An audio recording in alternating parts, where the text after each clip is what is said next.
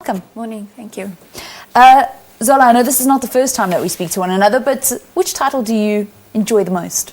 Probably mom. I guess that suits me better. You're back in South Africa. I understand you've been catching up with family and friends, but you ran in Georgia. You ran a 10K, a 37-minute 10K the other day.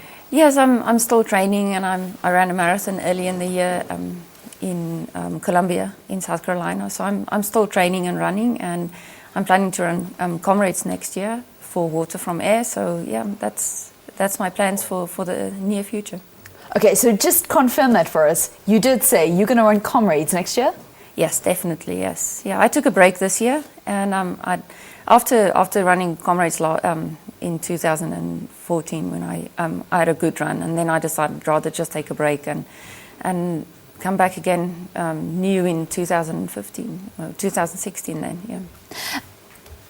What actually happened with the case against KwaZuluNatal Athletics? I know that their decision was finalised in April of this year. They said no age category tag, so no prizes for being the first veteran across the finish line. You did, of course, get your prize for being the 7th lady across the finish line in 2014. Now, I understand that there was a legal route that your manager did say that you guys would be pursuing. What came of that? We're still thinking about it, and according to me, we were briefed before the race that you don't need extra tags because your age category was already on your number.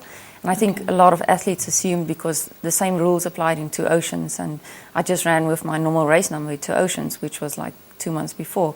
And as we were briefed before the race, and we're still thinking about it, but I think in the end, it's the athletes who are going to lose because we're going to use the money of KwaZuluNatal Athletics, and the money belongs actually to the athletes. So for me, I still feel I was right. I was in the right. So were many other athletes that were in the right because they didn't wear their tags either, and they were disqualified as well.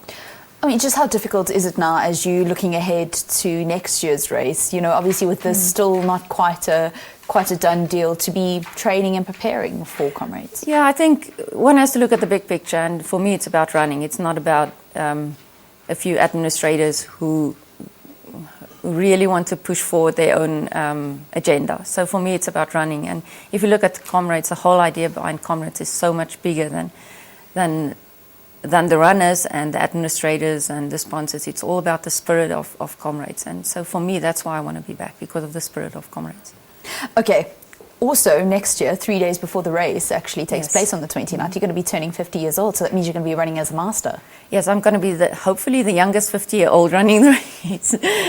Fortunately, that's one thing my mom planned really. I don't know if she planned it, but to turn 50 for like 4 days before Comrades. That's a birthday that me and Frith share, so we have the same privilege. But she's 2 years older than me. So that's my birthday present towards myself, and Water from Air is making it possible for me to be there and run next year, and I'm really thankful. So I think I'm going to treat myself for my 50th birthday and run Comrades. And you said when you came to run, I know when you won that gold medal in 2014 that you just wanted to go for a silver, and you blew everybody out the water. So are you going to be as modest this time with predicting how you'll do next year? No, I don't think. I don't like predictions, and I don't, especially on Comrades, because you can either have a great day or the worst day of your life. It just depends on the day and your preparation can go just as well as you wanted, but you never know what's going to happen on the day of the race. So I don't want to predict anything, but because it's going to be my birthday gift to myself, it's a race I really have to put in a lot of effort, and we'll see what happens on the day. Also, it'll be Comrades number 3. Yes. But the 2 previous Comrades have both been down runs. You keep on skipping the up run. I mean, is that by choice or is just by pure coincidence? I think it's just pure coincidence, because my first race was down, and then I got the flu and I couldn't do the next up run, and then I did the down, and this year I decided just to take a year off, and I took a long time to recover after the hard Comrades, and I just couldn't get into my training. And although I ran a good marathon in the beginning of the year, I just felt this is not going to be the right thing for me to do this year. So hopefully I can do a back-to-back, run the down and then do the up after that. When you were at home watching this year's Comrades Marathon, how did you feel watching the events that unfolded there? Caroline Vosman, of course, in the year that you won your gold medal, was just ahead of you. I was really pleased for her, and I was really extremely pleased for Shanae for having such a great run. I think for South Africa, this year has been amazing running-wise. If you look at the athletes, how well they've been running on the track, and now and Comrades and Caroline thinking of trying to get into the Olympics and qualifying for that. So I think there's a lot of happening in our athletics at the moment. There's a lot of positive things happening for South African athletics, and it's runners that made it possible.